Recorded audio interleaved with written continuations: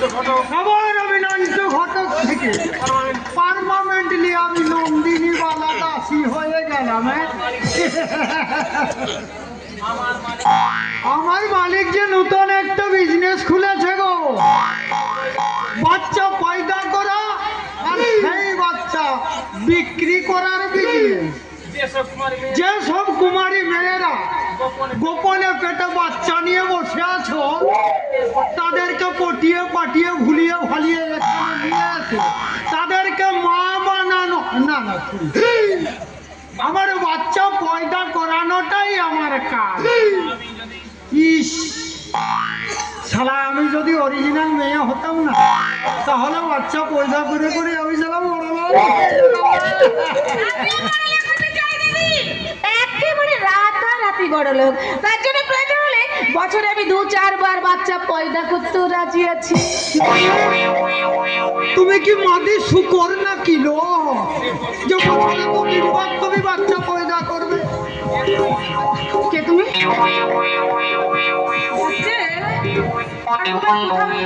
কোথায় না কোথায় দেখেছি বলে মনে হচ্ছে। হারামজাদি যদি আমার আসল পরিচয়টা জেনে ফেলে, তাহলে ও হয়তো আমার ঘরে কাছেও আসবে। আমার মনে হচ্ছে কোথাও না কোথাও আমি তোমাকে দেখেছি, কিন্তু কিন্তু কোথায় দেখেছি বলো তো? টিভিতে? তাহলে তুমি টিভি সিরিয়ালে কি অভিনয় করো নাকি? আরে ধুর, ওই 50 সিরিয়ালে অভিনয় করতে আমার বলেই গেছে। আসলে এখন এই সারা দেশে একটা সরগোল পড়ে গেছে না, বাচ্চা বিক্রি নিয়ে একটা সরগোল পড়ে গেছে। কোন নার্সিং হোমে কিংবা সরকারি হাসপাতালে জ্যান্ত বাচ্চাকে প্রসব করে ওরা বাচ্চাকে তার পেটে শুয়ে দিয়ে সেই জ্যান্ত বাচ্চাটাকে চড়া দামে বিক্রি করার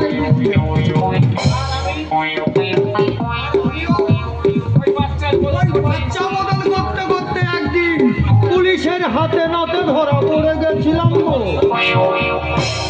আর তখন সাংবাদিকরা আমার খাতির যত্ন করে ছবি তুললো না, যেন মনে হলো আমি কোন নামি দামি সিনেমার হিরোইন। আর আমার সেই ছবিগুলোই হয়তো তুমি দেখেছো, আর আমায় তুমি চিনে ফেলেছো। তা হয়তো হবে, কিন্তু তো তুমি পুলিশের হাত থেকে ছাড়া পেলে কি করে? ট্যাক্স দিয়ে। আমি বিজনেস করবো, ট্যাক্স দেবো না তাই কখনো হয়?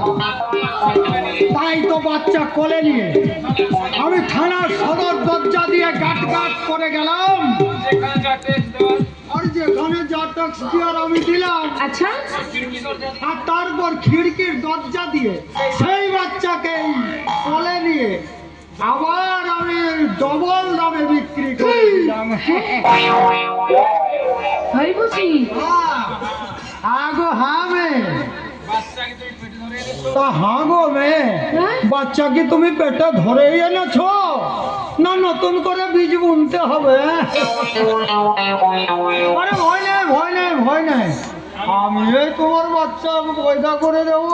সে কি গো, তুমি একটা মেয়ে হয়ে আর একটা মেয়ের পেটে বাচ্চা কি করে দেবে? আরে দূর পাগলি না, আমি কি করব? আরে আমি কি করব নাকি, আমি বাচ্চা পয়দা করার ব্যবস্থা করে দেবো। তাই দিও। আসলে কথা কি জানো, আজকালকার নাগরেরা না পেটে বাচ্চা দিতে চায় না, আর বাচ্চা দিলেই তো বিয়ে করার রিস্ক থাকে না।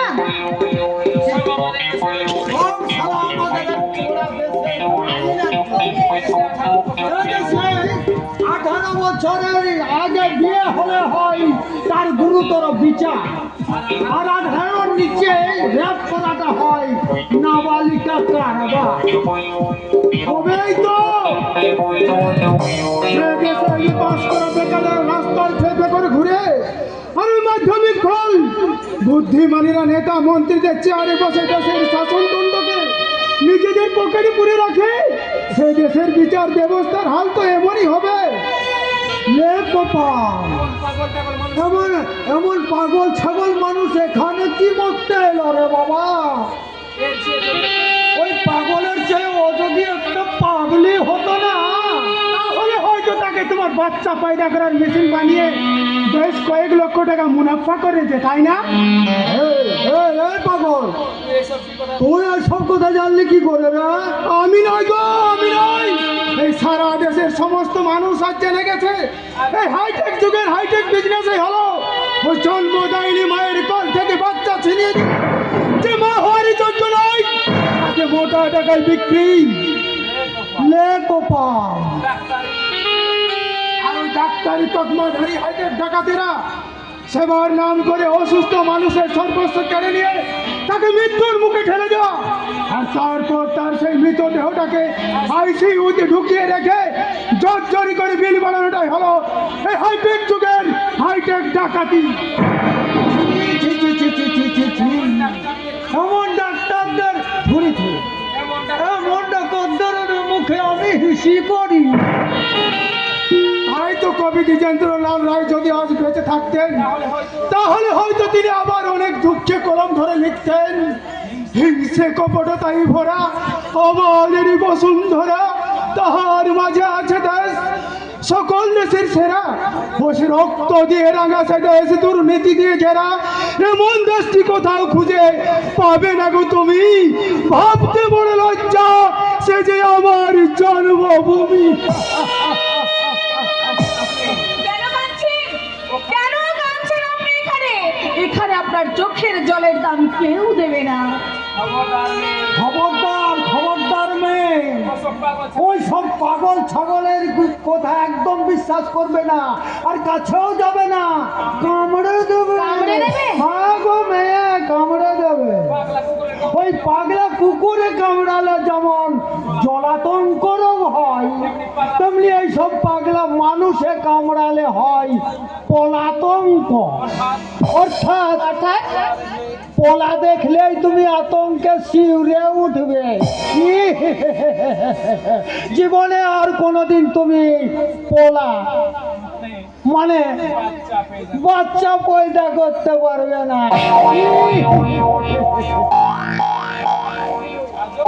আজব মহিলা তো। মহিলা নয়, মহিলা নয়, ও একজন পুরুষ। তাহলে এইভাবে মেয়ের সাথে আছে কেন?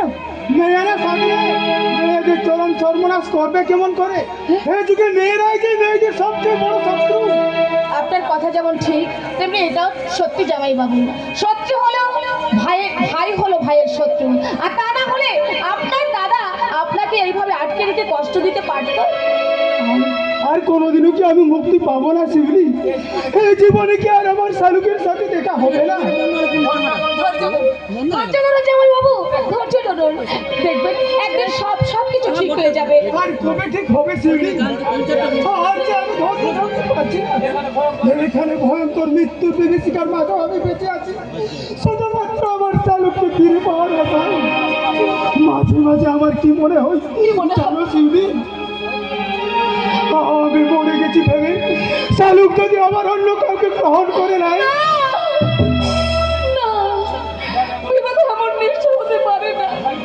ভাগ্য একদিন আপনাদের দেখবেন আমাদের সঙ্গে ঠিক মিলিয়ে দেবে। ভাগ্য ভাগ্য বলে ভাগ্য ভাগ্য বলে ও কিছু নেই, ওসব হেরে যাওয়া মানুষের হতাশার কল্পনা। দেব না আমার ওই স্বপ্নের বাগানে ফুটা কল্পনার ফুলগুলি আমি কাউকে বলতে দেবো না, কাউকে না। জামাই বাবু প্লিজ, ওর কাছে অভিনয় করার কোনো প্রয়োজন নেই। ও আমাদেরই একজন, ওর নাম বাচ্চু। বাচ্চু? তুমি এই সেই বাচ্চু? কিন্তু আমার যে বিশ্বাস করতে কষ্ট হচ্ছে ভাই। হবেই তো দাদা, আমার জন্যই যে আপনার চরম সর্বনাশ হয়ে গেছে। আমি এই যে শিউলিকে সর্বহারা সাজিয়েছি। সর্বহারা নয় ভাই, সর্বহারা নয়, হয়তো শিউলির জীবনে আরো অনেক কিছু পাওয়ার অপেক্ষা করে আছে। শিউলির মুখে আমি সব শুনেছি ভাই, তাই তো ঈশ্বরের কাছে প্রার্থনা করে বলি যত শীঘ্র সম্ভব তোমাদের মিলন হোক। নিজে নিজের প্রতি আমার ভীষণ নিজের প্রতি আমার ভীষণ লজ্জা হচ্ছে দাদা। আপনার মতো দেব আপনার মতো দেবতুল্য মানুষের সাথে আমি কিনা দানবের মতো ব্যবহার করেছি। ওসব কথা পাচ্ছি ওসব কথা থাকবে না। আগে বলো আগে বলো আমার দিদির কোনো সংবাদ তুমি পেয়েছো? পাওনি ঝিল্লি পাওনি শিউলি পাওনি। তোতলা ঘরে ওই তোতলা করে আমাকে সন্দেহ করে গোপনে আমার পেছনে লোক লাগিয়ে দিয়েছে। আমি কোথায় যাই কি করি তা জানার জন্য। তাই আমি ঠিক মতো দিদির খোঁজ রাখতে পারিনি। কিন্তু হঠাৎ একদিন তোমার দাদাকে দেখে মনে হয় তিনি যেন কেমন পাল্টে গেছে। পাল্টে গেছে মানে? নিজের মনে কি সব বিড়বিড় করে বলছে। কোনো অচেনা মেয়ে দেখলেই তার উপর ঝাঁপিয়ে পড়ে বলছে সে তার শালুক কি না।